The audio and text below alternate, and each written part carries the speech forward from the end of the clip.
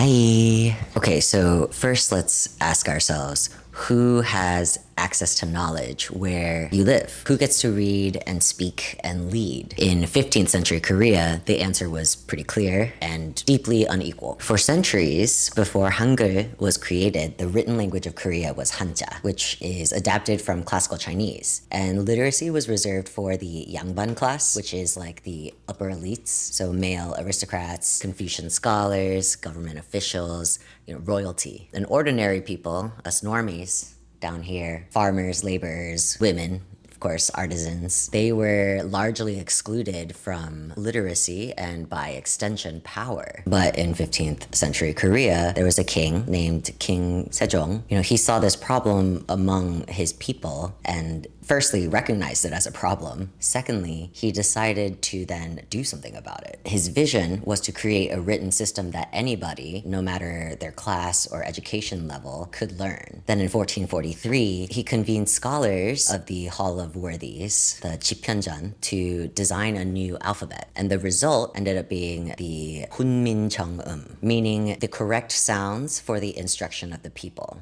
which, creativity was not quite as necessary, I think, but that was the title. And in it, King Sejong wrote, quote, "Because the language of our people is different from that of China, it is not easily communicable. Thus, many of the uneducated cannot express themselves. I am saddened by this and have made 28 new letters so that everyone may learn and use them easily," end quote. Which is crazy, right? That's such a wild thing, I think, for a king to do, recognizing the access needs of the people who are the most marginalized in his community. Let me just give you a quick little breakdown of Hangeul's design. We've got 14 consonants shaped after the position of the mouth, tongue, and throat. Okay, and then 10 vowels based on philosophical concepts. So like heaven, earth, and human. It was a system that even the uneducated could learn within days, allegedly.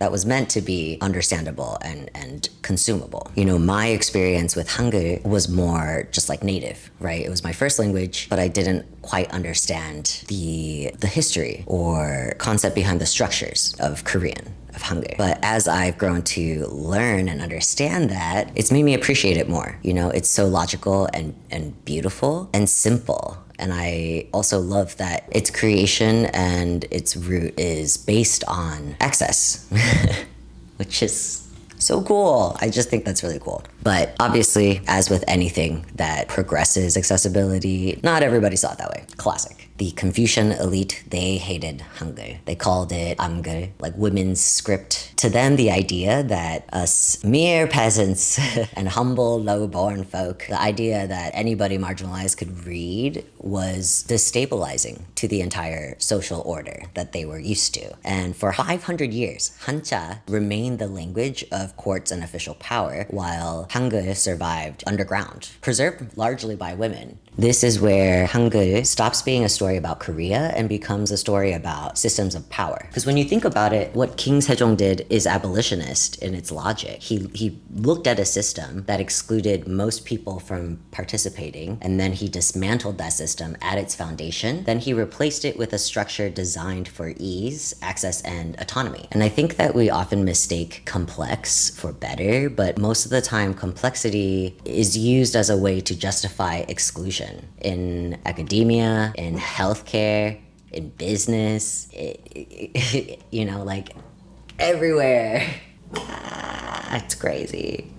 Okay, I'm gonna shift gears for a second because it's not just a history lesson, it's also personal. I moved to the States when I was really young, like 2-3 years old. I grew up speaking Korean. I went to Korean school. I still speak Korean now, but living in a different country, like there are gaps. I ended up feeling more and more disconnected from written Korean as I grew up. As I came back to my roots and appreciating Korean and Koreanness and the language, I was able to better understand its roots in accessibility. And I really think of its design as a metaphor for how I want to approach community care and business and leadership. I used to feel, and I still feel, a little bit of like, I wouldn't say shame, but like a little bit of like embarrassment at my limited scope of the language. But I think I also recognize that the truth is Hangul was made so that people like me, like my family, could reclaim that access at any point, you know, and that's the power of abolitionist design. It allows people to return without punishment. So learning Hangul or like relearning Hangul again as an adult allowed me to reconnect to dignity.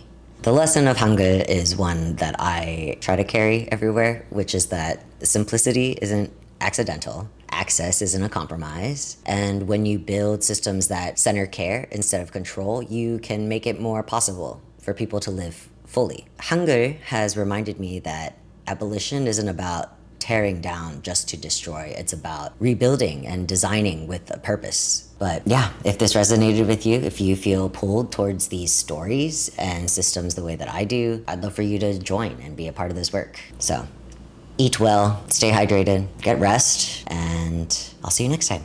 Love you.